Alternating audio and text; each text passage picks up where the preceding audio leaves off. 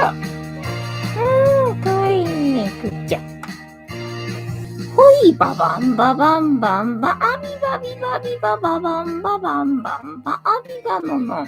ばばんばんばんば、あびばびばびばばばんばばんばん、はあ、びばのの。はい、藤子さんでございますよ。本日もお付き合いよろしくお願いいたします。この番組はお休み前の約1時間、10時5分ぐらいから11時ぐらいまでの間、皆様と楽しい時間を共有して、いい夢見れるライブを目指しておりますので、皆様積極的に参加してくださいませ。で、番組の前半はこのように、にゃんこに鰹節を用意しておりますので、猫の姿がそこそこ楽しめると思いますので、猫目的で参加される方は、ぜひ番組の冒頭にスマホを握りしめ、パソコンの画面にかぶりつき、息も止めて瞬きもせず、ご視聴いただくことをお勧めしておりますよ。そしてそのままくたばらないようにご注意くださいませ。ちゃんとチャンネル登録とグッドボタンを押してスパッチャを投げてからくたばるようにしてくださいね。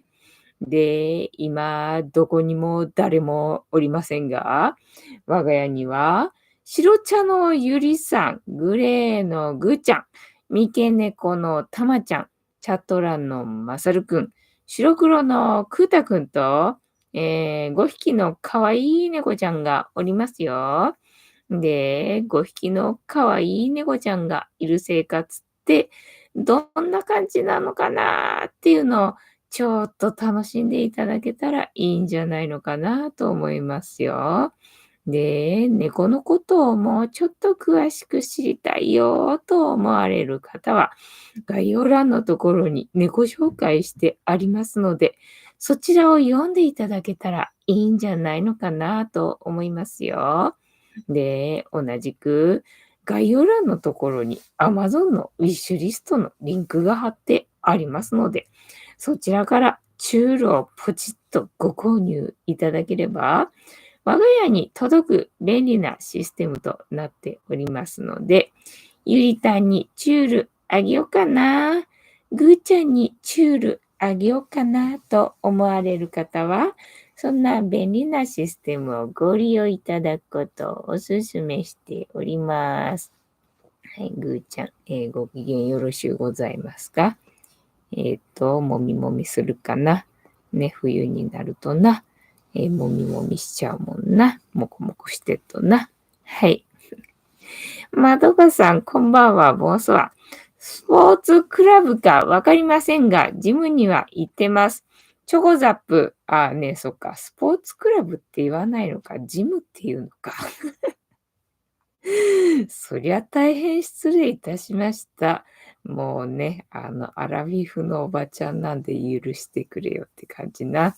ジムな、そうだから、チョコザップのさ、CM がさ、激しいじゃんか。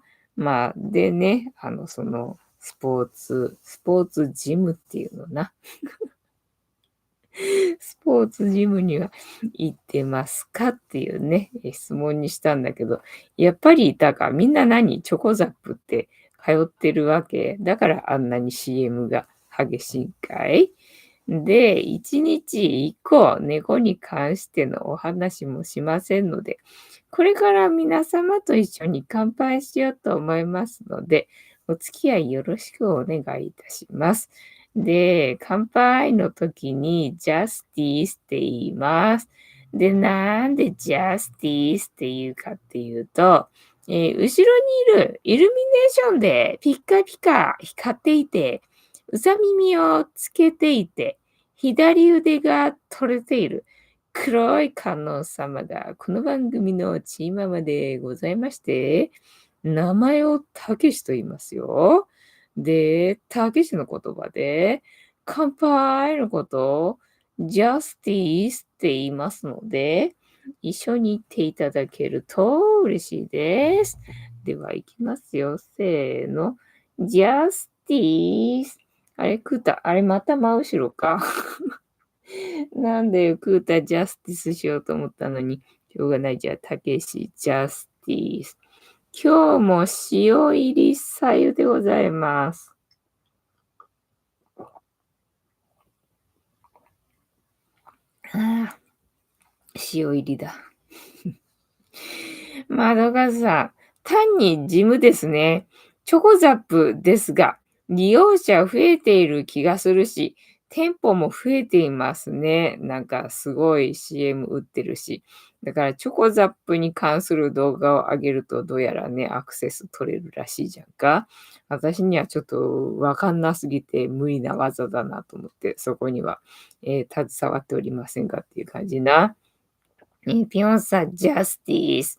カニタンさん、ジャスティス。山口県岩国市からでさ、いいな。いいな、いろんなとこ行けてな。てったまさん、今夜もジャスティス。藤子さん、皆様、こんばんは。ボンソワ、本日もお付き合いよろしくお願いいたします。まどかさん、CM のように、さすがに5分だけの人は少ないですが、そうね。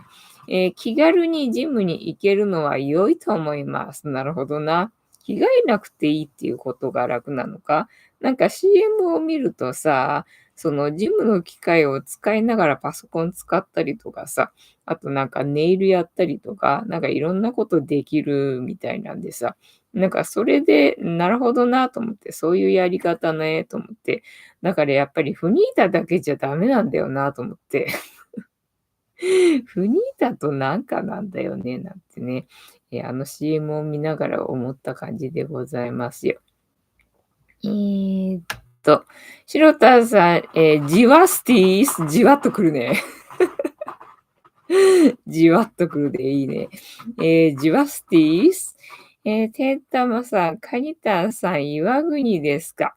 山賊行きましたか。山賊じゃないのかな。漢字ギリ読めたかと思ったけど違ったかな。白田さん、間違った。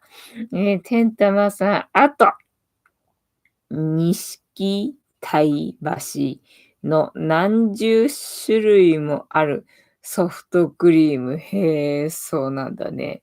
小豆かチョコでいいですよ。あとは、まあ、コーヒーか、100歩譲って抹茶かな。だったらいいけどっていう感じでございますかね。今日はね、そう、フニータのカレンダーで手こずっててさ、なんかもう一日終わっちゃった感じ。今日はな、フニータのカレンダー、そう、ちょっと作ってみようかなと思ってさ、やり始めたんだけど、で、最初はね、まあ値段が高いだろうからと思ってさ、なんか勝手にな、値段知らないまんまさ、卓上カレンダーを始めたわけよね。で、卓上カレンダーのデザイン始めたところで、結局ね、それがね、あれと思って、2024年のじゃねえな、このカレンダー。いつのだこれいつのカレンダーのテンプレなんだみたいな感じで。だからなんか直せないのかなと思ったんだよ、簡単にね。2024とかさ、なんか入力すれば、なんで猫入ったら猫出てくるんだ。ところてん形式か、君たちはな。でさ、なんだっけ、やってたんだけど、2024年のじゃなくて、で、2024ってやればそこね、なんか簡単に変わったりするのかと思ったら全然変わんねえんだよ。だから、ダメじゃんと思って、これちゃんと2024年のカレンダーのテンプレで作らないとダメなんだっていうので、またやり直しでさ、で、まあ、どうせやるんだったらね、自分が、よく使う、なんだ、たまちゃんの尻尾に、ゆりたんがじゃれている。なんで、たまちゃんの尻尾かな。たまちゃんかぐーちゃんの尻尾なんだけど、まあ多分ね、今入ってったのたまちゃんじゃなかったっけと思うから、多分たまちゃんだと思うんだけど、上手にね、尻尾の先をちょろちょろ、ちょろちょろって動かしてんの。まるでじゃらすかのようにな。なんでだろう。だからゆりたんが反応してたけどな。反応してたけども飽きたのかな。そしてあっちでは BL タイムが始まってるのか。賑やかだな。土曜の夜だからかなのかい。どうなんだい、そうなのかい。まどかさん、私は普通にマシンで筋トレしてます。パソコンやったり、カフェのようなサービスは店舗により状況違うみたい。あ、そうなのね。うちの最寄りのところはそういうのはまだないみたい。あ、じゃあ CM だから CM ではいいとこ見せてるっていう感じか。ただまあ、あれか、着替えなくていいっていうところは、確かに気軽に行けていいかもしれないな。行ってすぐにできるっていうのはいいかもしれないな。靴も履き替えなくていいんだったっけ。まあ、女性はヒールだとさすがにやりづらいだろうから、なんかね、レンタルのロッカー借りるのか、それとも靴をわざわざ持っていくのか、それともレンタルの靴があるのかわかんないけど、なんかそんくらいはするのかね、なんてふうに思ってたけど、どうなんだろうな。ヒールのまんま、そのマシンをやったりとかするんかね。てんたまさん、カレンダー来た。そう、カレンダーで手こずってて今日は。何時間かかったかしらみたいなね。そんな感じだったんだよね。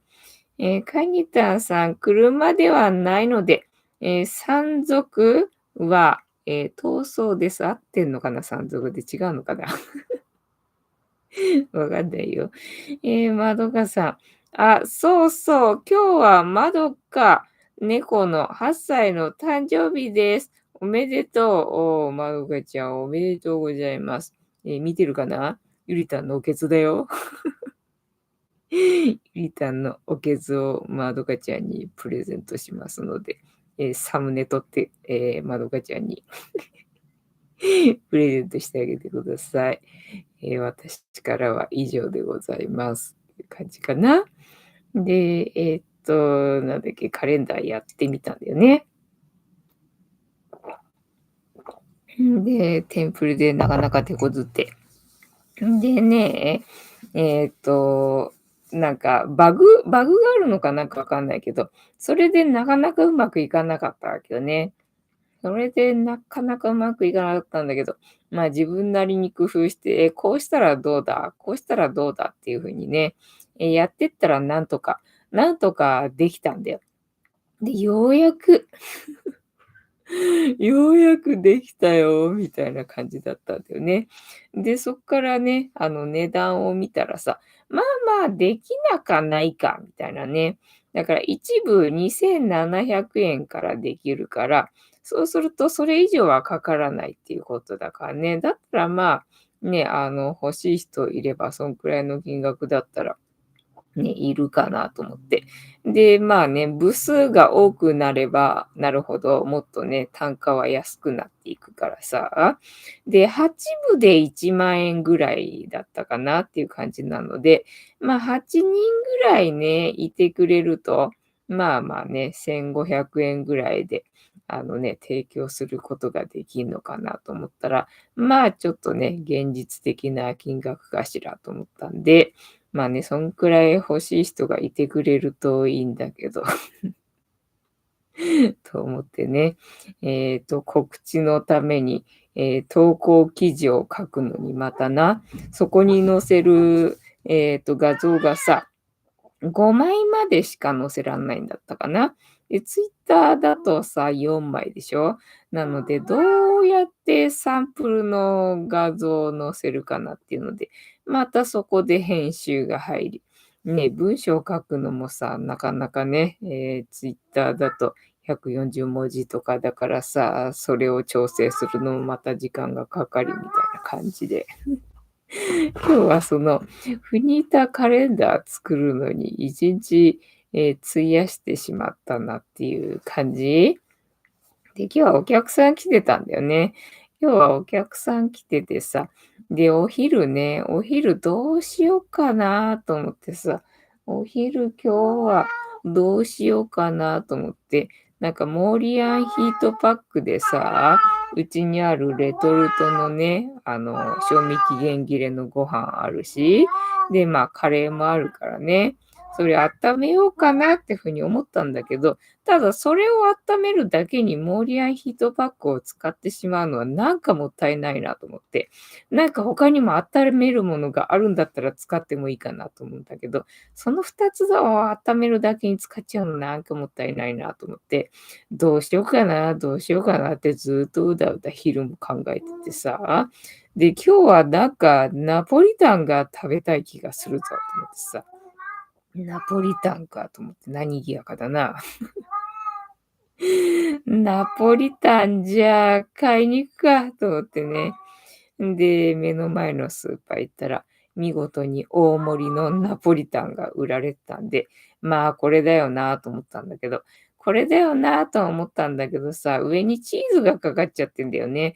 チーズかかっちゃってっかな、これな、どうしようと思ってそこで散々悩んで、で、まあね、チーズがちょっと少なそうなところを選んで、でね、スーパーのレンジでチンして、で、まあ食べたんだけれども、そのチンしてる時にさ、すげえチーズの匂いがしてさ、なんかあんまりかかってないような感じがしたのに、バッチリ匂うな、これ、と思って、匂いでちょっとげんなり。ナポリタンは食べたいんだけど、このチーズはいらんのよね、と思いつつな。まあもう買っちゃったし、レンジしてるしな、みたいな感じで。まあ味そんなするわけじゃないんだよね、粉チーズっていうのはな。匂いが結構するだけでさ。だからまあまあ、ね、普通に食べれたからよかったけど、ただ、にゃんこやっぱりな、そういう人工的なものは、さすがにちょっとね、なんか食べられるものだと思わないっぽくて、全然なんかね、反応しないんだよね。クータがちょこっと何してんのみたいな感じで覗きには来たけど、だからといってそれくれっていう感じでは来なかったんでね。ああ、ちょっとこれは食べ物として野生は認識してないんだなっていう感じでな。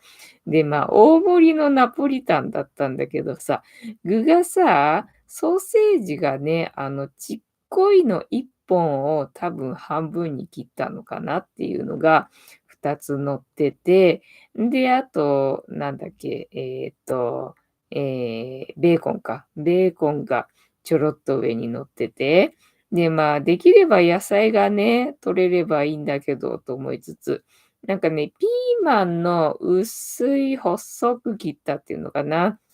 なんかほら、輪っかになってればまだいいんだけどさ、それ輪っかにもなってない、それをさらにさ、半分に切ったようなさ、なんかピーマンっていうのが、1個だけ入ってて、で、玉ねぎも何も入ってないのよね。具と言ったら、おそらく足してソーセージ1本だろみたいな、ちっちゃいソーセージ1本だろみたいな具と、あとベーコンがちょびっと、で、あとピーマンがね、1本ちょろっと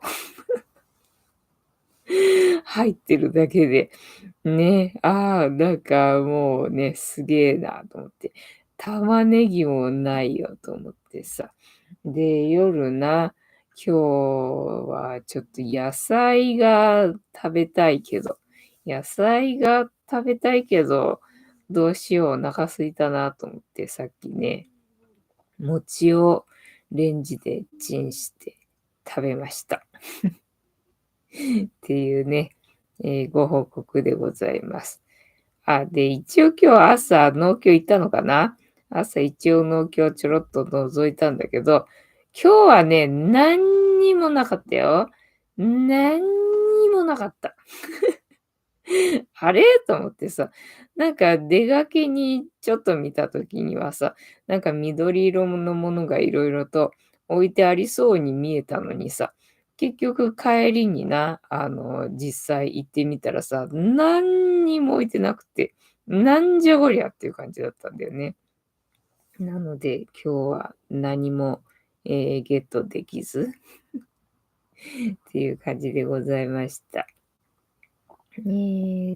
まどかさんおめでとうございます。まどかちゃんおめでとう。天玉さん、残念ですね。岩国に山賊という巨大な、古民家レストランがあるのです。へえ、そうなんだね。巨大な古民家。有名なんだね。へえ。で、あとは、なんだ、有名。有名っていうか、さっきちょろっとさ、なんかメールが送られてきたんだけど、そこに美味しそうな写真が載ってたわけ。お、なんだこれうまそうだな。なんだこれうまそうだなと思って、これどこの料理だと思って気になって、で、その記事を読んでみたんだけどね、なんかカツヤにね、そのチキンカツなのかな、チキンカツが、丼の上に乗ってて、で、それに卵あんかけっていうのが、乗ってんだよ。カニ玉みたいな卵あんかけが乗ってて、でもこれはうまそうだな。ちょっとこれ食べたいなと思ってね、興味が惹かれた食べ物があったけどな。その、古民家レストランでは何が食べれるんでしょうかね。ね、食べ物やばいな、そういえばさ。食べ物やばいな。マフィンに始まり、マフィンに始まりよ。なんだっけ、大麻グミだっけ？あれ、なんで大麻グミ、そんな具合が悪くなるんだ？別に大麻自体は具合が悪くなるっていうものではないんじゃないのって思うんだけど、なんで具合が悪くなるのに販売した？で、食べた？みたいな謎なんだよね。で、あと今度、大麻クッキーだっけ？で、また同じように、なんだ、不具合で、ね、病院運ばれたのかなんだかわかんないけど、みたいなことになってね、なんか食べ物系の話題が最近ちょっとやばそうっていう感じするよな。まどかさん、ありがとうございました。まどかに伝えておきます。彼女のおかげで最高の猫ライフを過ごすことが、できました。よかったね。うんこしたのか？今日はなんかしてあげたのかな、なんか、お気に入りのものあげたりとか、なんか特別なことしたのかね。もううんこの匂いでうんこの匂いじゃないよ、うんこのアイコンで思い出したけどな。また見事にライブ前にうんこしたからさ、もうめっちゃ臭い。めっちゃ臭いんですよって感じ。そうで、今日もさ、結局さ、ホットカーペットな、なんか、まあ、ほぼずっとつけっぱなしっていうのかな。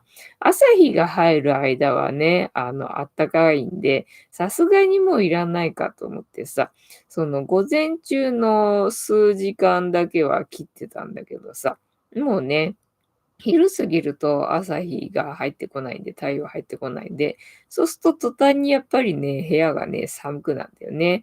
で、にゃんこもさ、その日が出てる間はさ、日向ぼっこしてんだけど、もうね、昼になって太陽が入ってこなくなると、すぐにこのこたつの中にさ、収まるんでさ、ね、だから、やっぱ寒いよなと思って、そうなるとまたね、やっぱりね、寒いんだよ。この部屋のさ、やっぱり下からの冷気を、このこたつでさ、なんか、抱え込んでるみたいな感じでさ、このこたつの中にさ、足突っ込むとさ、なんかね、寒いんだよね。冷たいんだよね。空気がさ。だから、やっぱ寒いよなと思って、またさ、ホットカーペットつけちゃうみたいな感じ。で、ホットカーペットついてるとね、暑いんだよね。だからついてると暑いなと思うんだけど、これ消すとまた寒くなるもんなと思って。で、にゃんこもさ、全然暑いだろうと思うのに誰も出てこないわけよ。ずっとな、ずっと入ってんだよな。だから、平気なんだよなと思って、だからしょうがない、ずっとつけてたんだよね。つけてたんだけどさ、なんかね、これから気温が上がるのかわかんないけど、なんか、あれ、もしかして暑すぎるみたいな感じだったんで、止めたんだよね。止めて、今はついてないんだけどさ。だからこの部屋だよな。この部屋の空気がね、やっぱりね、すぐ冷えるっていうのかな、寒くなんだよね。だからそれのせいだと思うんだよね。一般的には気温だけ見ると、今日はそんなね、暖房器具使わなくても良さげな感じなんだけど、この部屋に限ってはな、なんかね、ちょっと寒いんだよねっていう感じなんだよな。大工さん。藤子さん、皆様、こんばんは。ボンソワ。本日もしぶとくやっておりますよ。で、たまさん、山賊は山賊焼きという、鳥串が名物で、YouTuber もたくさん訪れてます。あ、そうなんだね。有名だって言ってたっけか。てんたまさん、大工さん、こんばんは。カニタンさん、バスで行けそうですが、本数が劇的に少ない。ああ、そういうのあるよな。でさ、そもそもさ、バスってね、難易度高い上にさ、本数の問題もあるのにさ、今ね、バスの運転手がいないからって言ってさ、廃線になっちゃったりとかね、してるんで、まあ、とにかくさ、田舎なんてほんとさ、ね、車なきゃ、ね、もうバスとかしかなくって、そもそもが生活しづらいっつうのにさ、そのバスが廃線とかになっちゃうからな。これほんとにどうしたらいいんですかっていう感じになってきてるよな。なんだっけ、北海道かなんかの、バスがなんかすげえ、廃線になってるんだとかっていう話だったっけ？なんかそんな聞いた気がするけど。まあね、運転手もいなければ、あとは会社が倒産っていうのもあるだろうしな。ガソリン代が高くてみたいのもあるだろうしな。なんかいろんな要因で、ね、バスがどんどんっていう感じよね。てんたまさん、山賊は車ないと厳しいですね。なるほど。じゃあ、車で行くってことは、お酒を飲むところではないのかね。なんか料理的には、なんかお酒飲む人が好みそうな感じがするけど、ね、車じゃないといけないんだと、お酒はみんな飲まないで、純粋に食事を楽しむっていう感じになるのかね。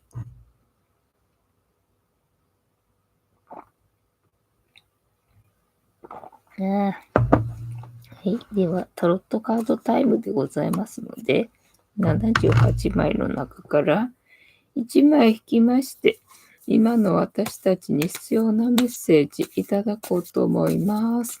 で、このシャッフルは皆様のストップの掛け声で止まりますので、ご協力よろしくお願いいたします。てんたまさん、お酒も飲めますよってことは、そこは宿泊施設なのか？みんな車で行って、そこで、宿泊して、それで翌朝帰るとか、そういうことなのかな？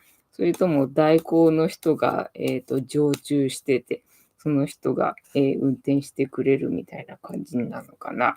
はい。LINE デリアストップありがとうございます。では、大樹さんから LINE デリアストップいただきましたので、ここから6枚置きまして、7枚目のカード、今の私たちに必要なメッセージいただこうと思います。では、いきますよ。せーの。1、2、3、4、5、6。はい。では、7枚目のカード。本日はこちらでございます。せーの。じゃじゃ。お、ダイヤルかな？出た。えーっと、女帝じゃなくてなんだっけ。上京校が出ましたね。久々にな。上京校が出ましたよ。頭に水晶を乗せているのかい？鏡なのかなこれな。鏡なのかもしれませんね。上京校で調べればいいかな。上教皇、助教皇、タロット。これでも読んでみようか。助教皇の基本意味。高い知性と冷静さを表すカード。一つ前、魔術師でスタートさせたことを次の女帝が着々と実現させていくためのヒントを与えるのが助教皇。書かれている助教皇は手にした巻物の内容を正しく理解する知性にあふれています。そしてあらゆる物事を公平に見つめる理性の持ち主、誰かや何かに肩入れや感情移入などせず、伝えるべきことを淡々と伝えるのです。また、2にナンバーを持つタロットである助教皇のカードは、物事の二面や、表裏に関するメッセージも送っています。助教皇に書かれたシンボルの解釈、白と黒の柱、相反する2つの要素、物事の表裏、青い服、清らかな心、冷静さに込められた慈愛、助教皇が手にする巻物、神の啓示、普遍的な真実、ハイレベルな知識、海と空、未知の領域、助教皇の意味とキーワード、今日は逆位置でございますね。逆位置。完璧主義。重箱の隅をつつくような指摘はあなたの品性に傷をつける。許す心を持って。助教皇の逆位置の意味は、完璧を求めすぎ、重箱の隅をつつく状態になっていると伝えています。また、自分に都合の良い部分だけ見て、意地を張っている場合も、逆位置キーワード、批判的、狭い視野、潔癖すぎ、厳しすぎ、空回り、未熟、考えすぎ、疑心暗鬼になっている。はい。逆位置悩み別、読み解き例。恋愛、リズメの口論、文句が多い。仕事、頑固、経験と準備の不足。対人、人の短所ばかり見える。決断、時期尚早、見落としあり。キャラクターに当てはめて読み解く逆位置。視野が狭く、ヒステリーになりがち。自分の価値に見合わなければ排除しようとする。感情的で子供っぽい。自信のなさや経験不足を隠そうとする。深読み。助教皇の足元に書かれている三日月は女性性の象徴。しかし、この絵はお牛の角と見ることもでき、そうなると強い男性性を物語ります。どんな物事にも二面性があり、見方によって真逆の意味を持つ可能性があることを、助教皇は絶妙に伝えている。まとめ。逆位置なら狭い視野で空回りする未熟さを表すカードでした。助教皇は曇りのない目で物事を見れば多くの気づきがあることを伝えています。正位置の場合は自分が正しいと感じたことに自信を持って進みましょう。一方で逆位置の場合は深呼吸をして落ち着いて物事を見つめてください。はい、わかりました。てなわけで、本日のタロットカードの意味調べるの回は、深呼吸してっていうね、メッセージだったと思います。楽しんでいただけてたら幸いでございます。はい、以上、終わり。終わってしまいました。あとは今日は朝マフィンを作ってみたよ。まあマフィンっていうのかどうなのかわかんないんだけどね。マフィンってことにしといた。マフィンってことにしといてよ。で、うちにある材料ね、米粉なんで、米粉100%だとね、うまくいかないんで、みんななんかね、アーモンドプードルを混ぜるっぽいんだよね。で、アーモンドプードルも今うちにはないからさ、で、きな粉ならね、あるんで、きな粉でいっかと思ってさ、きな粉と米粉でね、カップケーキっていうのかな、作ってみたんだよね。卵が1個だけあってさ。で、納豆はなかったんで、納豆マフィンは作れなかったんだけど。納豆があったら、今度納豆入れて作ってみようかなとも思うんだけどさ、今納豆なくてな。で、だから米粉ときな粉の普通に、マフィンってことにして。カップケーキなのかな、マフィンなのかな。いいか、マフィンってことにしとこうと思ってね。マフィンを作ってみたわけよね。で、米粉だからな、膨らまないだろうな、なんてさ、あんまり期待しなかったんだよね。で、やっぱりね、他の人もさ、米粉を使って、でね、アーモンドプードル使って、で、しかもね、ベーキングパウダーをかなり入れんだよね。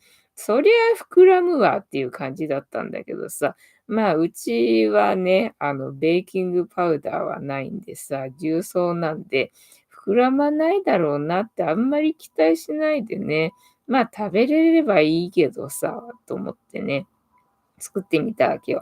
朝のコーヒーのお供がなかったんでさ、どうしようかな、今日はと思って。じゃあ、マフィン作るかと思ってさ、卵も1個しかないからね、ちょうどちょこっと作る分にはいいわと思ってさ、作ってみたんだよね。そしたらさ、もうそういう期待してない時に限ってさ、なんか上手につくんだよね。なんだこれ、めちゃくちゃ上手にできたな、こりゃ、みたいな感じだったんだよね。うまくできたならいいわと思ってさ。でね、食べてみたんだけど、砂糖がね、ちょっと足んなかったんだよね。で、砂糖ちょっとね、足んなかったんで、いや、これで納豆入れたら大丈夫なんじゃない？逆にな、あれこれ、納豆入れても大丈夫じゃねってちょっと思ったんだよね。納豆をそのね、オーブンにかけちゃったところで、美味しく食べれるかどうかっていうところが、ちょっとね、疑問があるんだけれども、大丈夫そうであれば、あれこれいけんじゃね？っていうことにね、気づいちゃったんで、今度本当に納豆入れて作ってみようかなと思って。ただ納豆マフィン作るんだったら今が旬だと思うんでね、今度とか言ってたら、その時はもうね、旬は、切れてると思うんだけど、ちょっとちょっとやってみたいっていうね、冒険心っていうのかな。そんなんがね、芽生えてしまいました、みたいな、感じでございます。てんたまさん、今が旬のマフィンを作りましたか？はい。作りました。意外と上手にできました。てんたまさん、納豆マフィンとか狙いすぎでしょ？はい。狙ってます。まどかさん、納豆マフィンやめい、わらわら。カニタンさん、納豆と海苔も入れて欲しいな、マフィン。おお、納豆と海苔か。海苔まで入れると、なんだ、また別の風味が出てくるじゃん。海の生臭さが出てくるじゃんか。それ難しいよな。納豆と海苔は合うんだけど納豆と海苔は合うんだけど、マフィンに入れたところでな、そうだよな、納豆だけじゃつまんないから、どうせやるならな。そう、海苔好きだからさ、海苔欲しいよな。海苔ただ高いんでさ、なかなかっていうところがあるんだけど、いや、もうこの際買うしかないか、そしたらな、海苔もな。白タンさん、納豆マフィン、はい、そうなんですよ。なんかね、甘さ控えめだったんで、で、ほら、きな粉入れたじゃん。だから大豆そもそも入ってんじゃん。だから大豆風味がするんで、で、この甘みがないパン生地を食べてると、これに納豆入ったとしても、いけんじゃね？あれこれいけんじゃね？ってね、ちょっと思ったんだよね。コーヒーのお供には食べたくないけどさ。まどかさん、この前、海苔クレープを食べたことがあって、そうなんだ。自分で作ったんじゃなくて売ってたの？それは意外、意外と、美味しかったです。味付けも良かったのかなね。じゃあ、それは、なんか、工夫されてるのかね。クレープの生地が普通のクレープの生地なのか、その海苔は、ご飯ですよみたいな、そういう海苔ってことだよね、多分ね。それだけだったのかな？それともなんか具があったのかな？それに具を入れるとしたら、クレープの生地で、海苔で具を入れるとしたら、何を入れたらいいんだろうな。まあ、うちはそのさ、岩海苔っていうんだっけ、あれ。あれがうちにあることはまずなかったわけよね。まずなかったんだけど、たまにあるとね、それをね、食パンにつけて母親が食べてたよね。でさ、母親はさ、結構さ、美味しそうに食べるんだよね。食べるっていうかなんかね、その音歯ごたえじゃない、なんて言うんだろうな。食べる音がさ、いい音出して食べんだよね。で、よくそれにさ、騙されてさ、なんか美味しそうに見えるんでさ、騙されてね、食べてまずって思うことがよくあって。で、まあね、ちょっと食べる分には、まあね、まあ美味しいかなとは思うんだけど、ただね、1枚食べるにはね、なんか飽きるっていうのかな。ああ、もういいや、みたいな感じになるんだよね。なんか半分ぐらい食べる分にはちょうどいいんだけど、あれ食パン1枚分その岩のりつけたのね、なんかいいやっていう感じだったな。天玉さん。永谷園のお茶漬けも入れてみましょう。もういろいろいろいろネタ出てきたな。それさ、みんな食べてくれるならいいよ、一緒にな。一緒に食べてくれるならさ、いいけどさ、それ全部私食べんだよね。それ全部私責任持って食べなきゃいけないんだよね。そうするとどうなのっていう感じよ。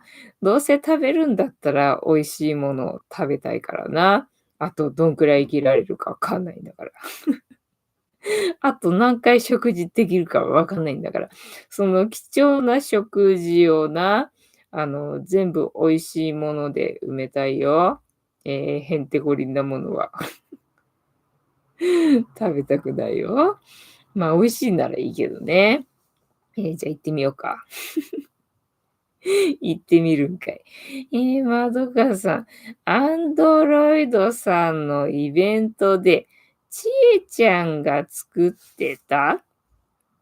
見えない。ハートで見えないぞ。謎クレープかなと、乾燥海苔が何枚か入ってるだけ。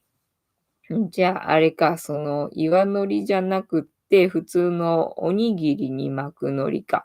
まあまあ、でも、いけなくはないと思うんだよね。海苔自体はね、そんなに、だから岩のりになっちゃうと逆にさ、味付けしてあるからさ、結構濃いっていうかさ、主張するけどさ、板海苔だったらね、そんな味付けがされてるわけじゃないから、ね、大概のものは食ったいた。合ってると思うんだよね。なんかね、ベッド揺れてたからさ、クーターいるんだろうなと思って見上げたんだけどさ、ベッドの上に白いセーターがね、乗っかってんの。白いセーターが乗っかってて、そのセーターの上にね、クータが丸まっているわけよ。で、クータってさ、大福餅みたいだからさ、ほぼ白ベースっていうの、白が多いんでさ、なんかベッド揺れたからクータいるんだろうなと思ってさ、今見たのにさ、クータいない一瞬一瞬いなく見えたわけよ。セーターと混ざっててな。だから、あれ？と思ってさ、ちょっと自分の目をさ、疑ったわけよね。そしたらちゃんと大福餅いたよ。食うたいたよって感じね。そう、もう全然目見えなくなっちゃってさ、今日一日中パソコンにね、向かってさ、なんかずっと作業やってたせいかさ、さっきな、またさ、土曜日だからさ、ヤフオクの、なんか200円引きのね、なんか、クーポンかなんかあるから、それで欲しいものはね、あるかなと思って、なんか探そうかなと思ったんだけど、まあ、スマホの文字が全然もう見えなくて、これはダメだ。もう本気でこれお年寄りだなみたいな感じで、もう全然文字読めなくなっちゃってね、もう参ったなっていう感じだったね。そう、だから今欲しいのは乾物な。乾物。だから今日さっきさ、野菜が食べたいけど、野菜ないなって思って。でも今から買いに行ってね、なんか調理するのもなんかちょっとね、と思ってさ、なんかにすぐ食べられる野菜があると嬉しいんだけどなぁ、なんて風に思って。で、まあ散々ね、海苔とかさ、あと、乾燥の野菜、あとは、乾燥わかめか。カットわかめって言うんだっけを、ね、備蓄はしてあったけどさ、そうじゃなくてな、野菜をボリボリ食べたいんだよなっていうふうに思って、そう考えると、野菜をボリボリ食べられる備蓄ってなんだろうなと思ってさ、トウモロコシかなと思って、なんかトウモロコシの缶詰でもちょっと買い足しておこうかななんて思いつつ、ただまあトウモロコシはね、あのなんだ、国産でないとねっていうのがあるからさ。でね、まあ、オーガニックで出てくるかわかんないけど、オーガニックで、トウモロコシの缶詰で、検索したら、出てくるかななんていうふうに思ったらね、なんかね、一缶で、それもね、オーガニックかどうかはわかんないけど、なんかね、一缶、コーンの缶詰一缶で、なんか1600円ぐらいだったかな？で、売ってるのがね、あって、だから何缶かセットなのかなと思ったんだよね。その写真に載ってんのは一缶だけで、で、何缶かセットなのかなと思って詳細を見たんだけど、1個だけなんだよね。1個で、今ってそういうことになってんの？それともヤフオクだから、そういう値段で出してる人がいるのっていうのがさ、なんかわかんなくて。いや、さすがに1缶ね、1600円のコーンの缶詰は、無理だわ。無理だわって感じでね。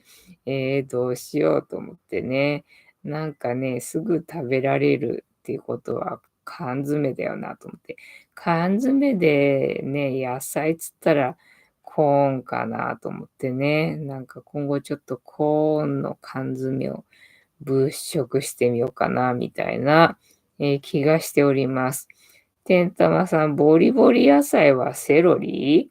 まあ、セロリっていう歯ごたえがある野菜っていうのかな。だからわかめとか海苔とかだとさ、なんかボリボリ食べるっていう感じとはさ、違うじゃんか。で、ボリボリ食べるっつってやっぱり生野菜的な感じになるじゃん。そういう乾物じゃなくてさ。そうすると、きゅうりだとか、あと人参とかさ、あと大根とか、まあ、とにかく野菜、ね、そういう野菜だよな、なんていうふうに思って、大根、人参はね、人参は今ちょっと失敗してそうな感じだけどさ、大根は20日大根だったら育つしねっていうのでさ、家庭菜園で賄えるかと思ったんだけど、今ね、食べようにもさ、家庭菜園でも大根もできてなければ人参もできてないんで、なんかボリボリ食べられる野菜は今ね、ベランダにできてないわけよ。そうするとな、すぐ食べられるものってあとなんだろうなっていうふうに思ったらさ、そっか、野菜の缶詰って言ったらコーンかと思って、あとはピクルスとかな。ピクルスを買ってくるかどうかっていう感じね。瓶詰がね、そんなに賞味期限思ったほど長くないんだよね。瓶詰もさ、賞味期限長いのかななんてふうに思ったんだけどさ、うちにある瓶詰の賞味期限見たらさ、そんな長くないんだよね。そう考えるとさ、結局やっぱり缶詰なのかなんていうふうに思ったんだけど、缶詰で野菜ってあんまりさ、イメージなくて、缶詰って言ったら、なんだろうな、魚ね、とりあえず魚っていう感じがするじゃんか。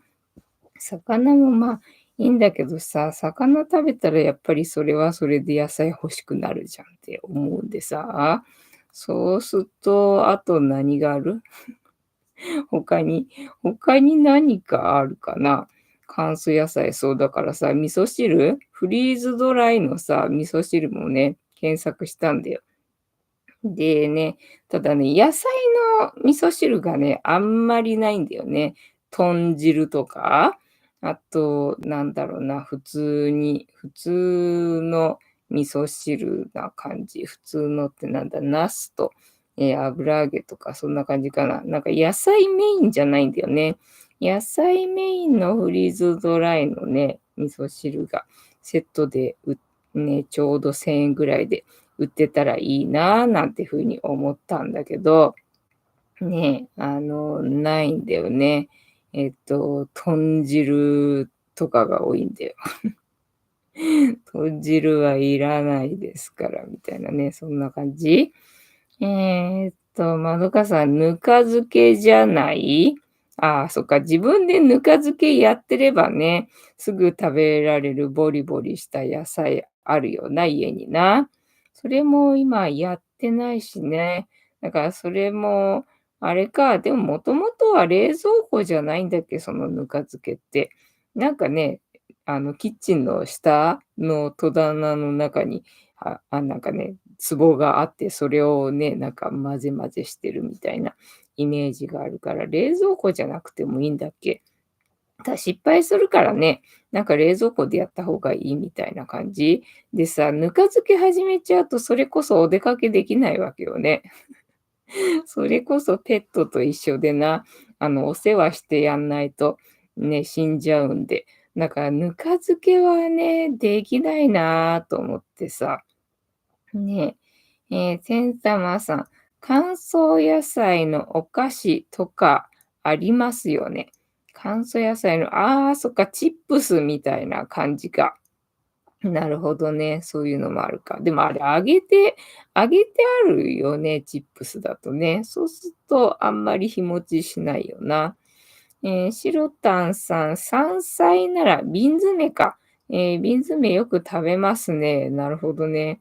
なんか山菜って言うと水煮の袋をイメージしちゃうんだけど、瓶詰があったか。なるほどな。